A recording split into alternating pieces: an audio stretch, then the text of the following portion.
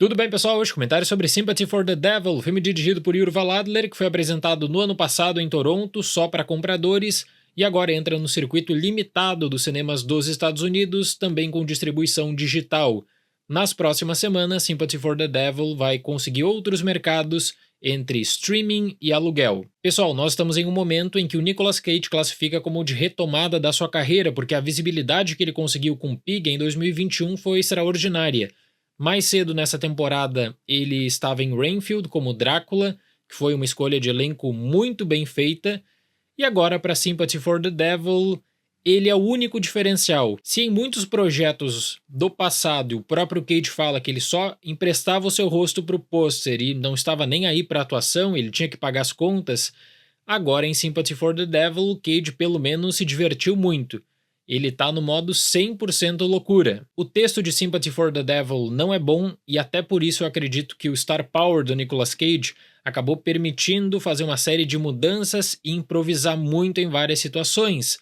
Isso cria um ponto de interesse com várias cenas que acabam se tornando cenas para o Nicolas Cage brilhar. O filme promove algumas reflexões sobre passado, perdão, a própria questão do impacto do título do filme, como você vai interpretar durante a narrativa, só que ele não se mantém. São 90 minutos de duração e não tem texto para 90 minutos. Esse é um bom exemplo, aliás, de um filme em que, quando os créditos rolam, você vai ter apenas o impacto da presença do Nicolas Cage e nada mais para discutir, apesar do longa tentar promover diversas outras situações. Porque a trama não sabe dar prioridade até mesmo para um cenário com poucos personagens. Você vai ter 90 minutos com várias passagens que estão inchadas para fechar o filme com 90 minutos, senão não teria o que mostrar. E é realmente isso. Se esse filme tivesse 40 minutos, eu já acho que seria muito para o que é apresentado. Fica o improviso do Nicolas Cage, que é um bom improviso, fica a diversão do Nicolas Cage, afinal de contas,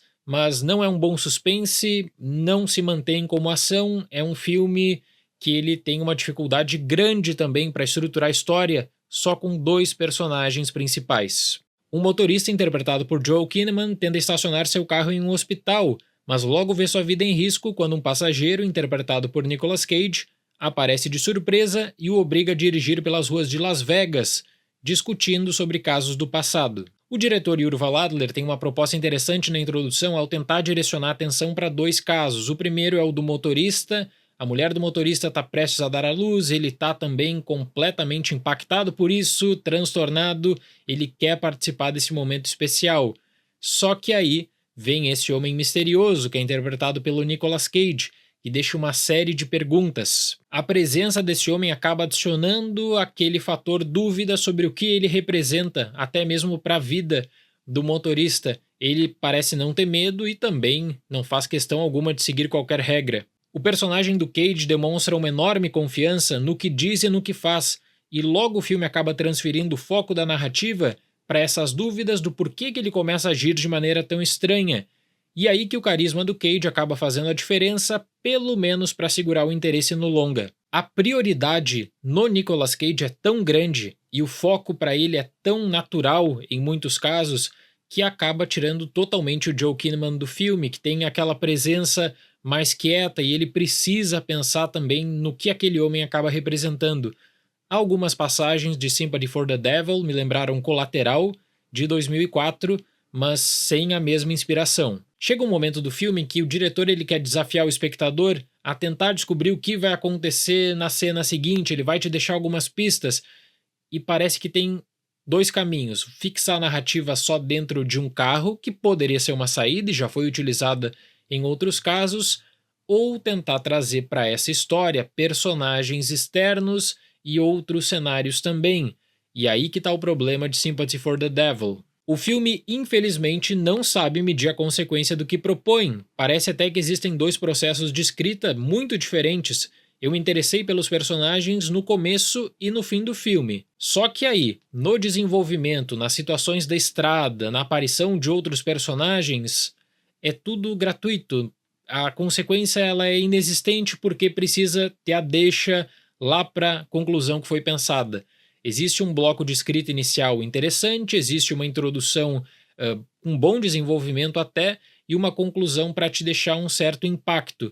o desenvolvimento que é bem comprometido. Eu acho que as interações entre o Joel Kinnaman e o Cage, elas também não foram bem escritas, e aí você só vai ter as caras e bocas do Nicolas Cage porque ele tá se divertindo pra caramba. Ele realmente ali tá abusando do improviso, eu tenho certeza, e isso torna Sympathy for the Devil aquele filme que você vai ter cortes para as redes sociais com um que outro possível meme do Nicolas Cage com a distribuição digital desse filme, porque nada sobra a partir do momento que rolam os créditos.